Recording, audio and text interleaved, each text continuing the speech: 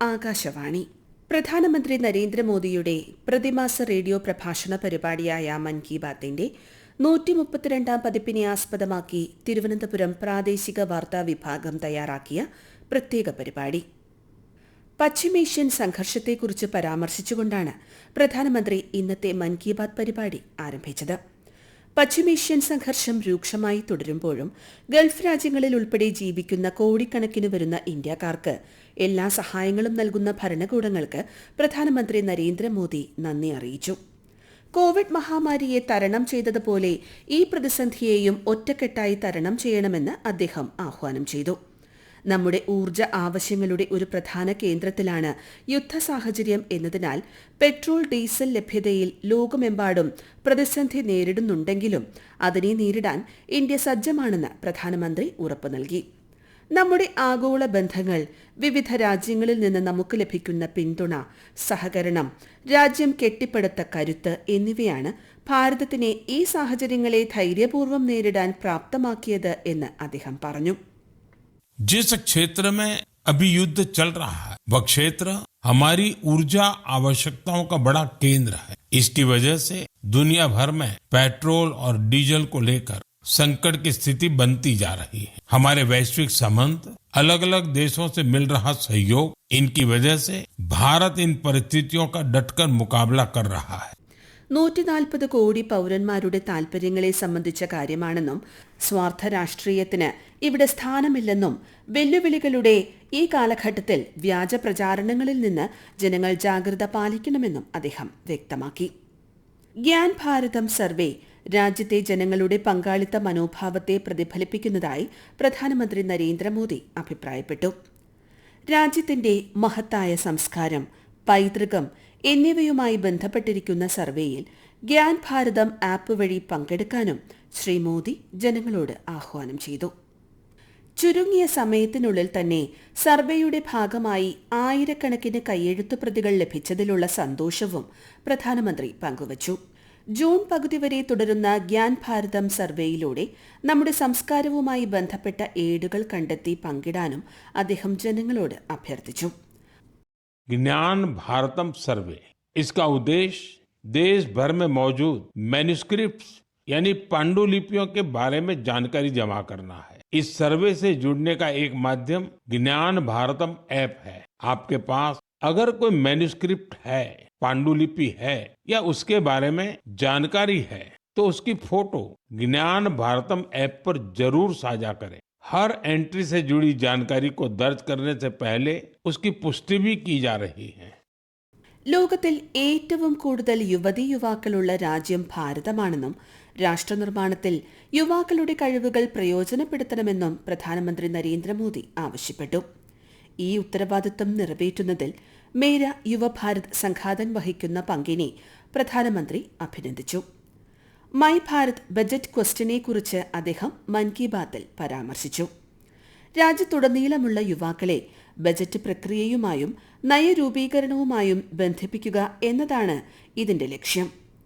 രാജ്യത്തുടനീളമുള്ള ഏകദേശം 12 ലക്ഷം യുവാക്കൾ മൈ ഭാരത് ബജറ്റ് ക്വസ്റ്റിൽ പങ്കെടുത്തതായി അറിയിച്ച പ്രധാനമന്ത്രി skill development and is of doing business എന്ന വിഷയത്തിൽ ആശയങ്ങൾ പങ്കുവച്ച യുവ സഹപ്രവർത്തകരെ അഭിനന്ദിക്കുകയും ചെയ്തു. ക്വസ്റ്റിനെ തുടർന്ന് നടന്ന ഉപന്യാസ മത്സരത്തിൽ യുവാക്കൾ പങ്കുവച്ച ആശയങ്ങൾ രാജ്യത്തെ മുന്നോട്ട് കൊണ്ടുപോകുന്നതിൽ നിർണായകമാണെന്നും ശ്രീ മോദി വ്യക്തമാക്കി. കായിക രംഗത്ത് രാജ്യം കൈവരിക്കുന്ന നേട്ടങ്ങളെ പ്രശംസിച്ച പ്രധാനമന്ത്രി നരേന്ദ്രമോദി T20 ലോകകപ്പിലെ രാജ്യത്തിന്റെ കിരീട നേട്ടത്തിൽ ഏറെ അഭിമാനമുണ്ടെന്ന് അറിയിച്ചു. 7 പതിറ്റാണ്ടോളം നീണ്ട കാത്തിരിപ്പിന് ശേഷം ജമ്മു കാശ്മീർ ടീം ആദ്യത്തെ രഞ്ജി ട്രോഫി കിരീടം നേടിയതും പ്രധാനമന്ത്രി പരാമർശിച്ചു.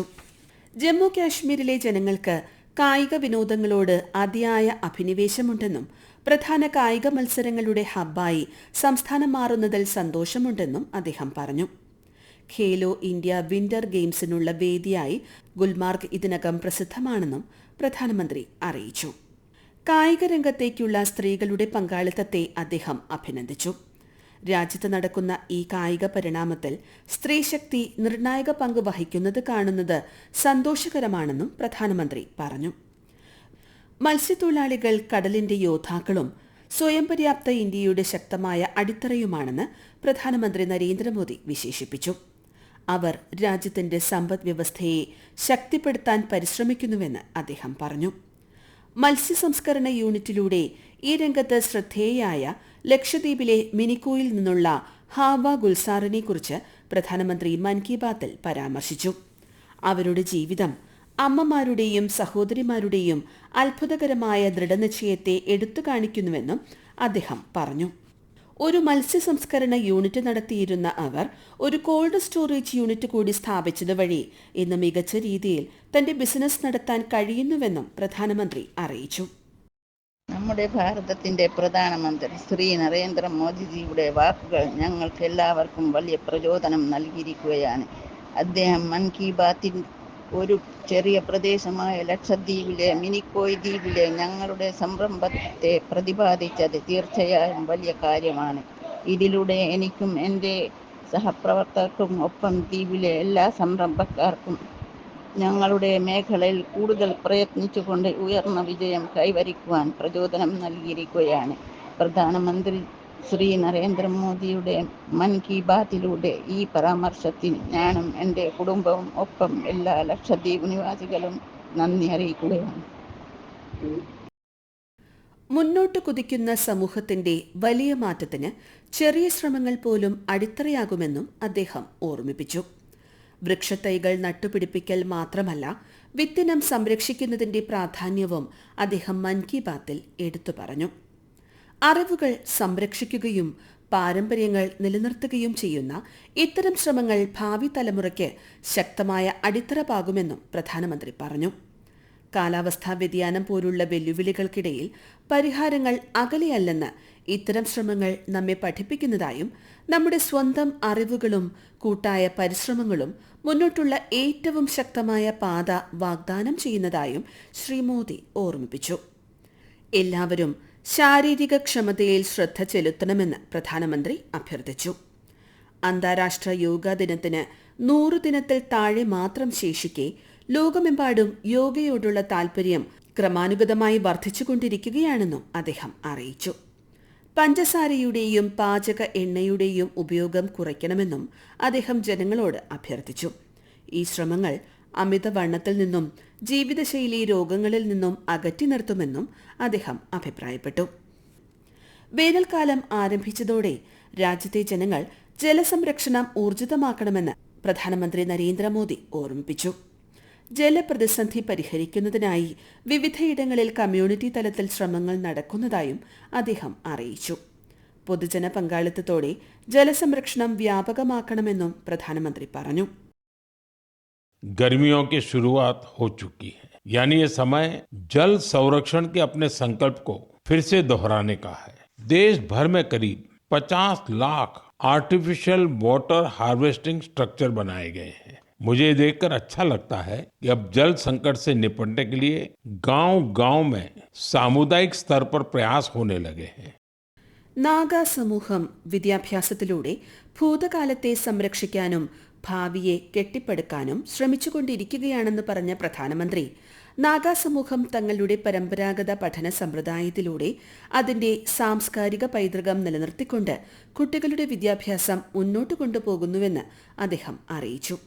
മരങ്ങളുടെ പ്രാധാന്യത്തെക്കുറിച്ചും ഊർജ്ജ സംരക്ഷണത്തെക്കുറിച്ചും പ്രധാനമന്ത്രി ഇന്നത്തെ മൻ കി ബാത്തിൽ പരാമർശിച്ചു. എല്ലാ മാസവും മൻ കി ബാത്ത് പരിപാടിക്കായി രാജ്യത്തിന്റെ വിവിധ ഭാഗങ്ങളിൽ നിന്ന് അസംഖ്യം സന്ദേശങ്ങൾ ലഭിക്കുന്നു എന്ന് പറഞ്ഞ പ്രധാനമന്ത്രി, ഈ പരിപാടി പരസ്പരം പങ്കിടുന്ന സംഭാഷണമായി മാറിയിരിക്കുന്നുവെന്നും അഭിപ്രായപ്പെട്ടു. ഇതുതന്നെയാണ് റേഡിയോയുടെ ശക്തി എന്നും അറിയിച്ചുകൊണ്ടാണ് പ്രധാനമന്ത്രി നരേന്ദ്രമോദി ഇന്നത്തെ മൻ കി ബാത്ത് പരിപാടി അവസാനിപ്പിച്ചത്. പ്രധാനമന്ത്രി നരേന്ദ്രമോദിയുടെ പ്രതിമാസ റേഡിയോ പ്രഭാഷണ പരിപാടിയായ മൻ കി ബാത്തിന്റെ 132ാം പതിപ്പിനെ ആസ്പദമാക്കി തിരുവനന്തപുരം പ്രാദേശിക വാർത്താ വിഭാഗം തയ്യാറാക്കിയ പ്രത്യേക പരിപാടിയാണ് ഈ കേട്ടത്. ഏകോപനം ലെമി ജി നായർ. തയ്യാറാക്കി അവതരിപ്പിച്ചത് ലക്ഷ്മി ശ്രീ വിജയ.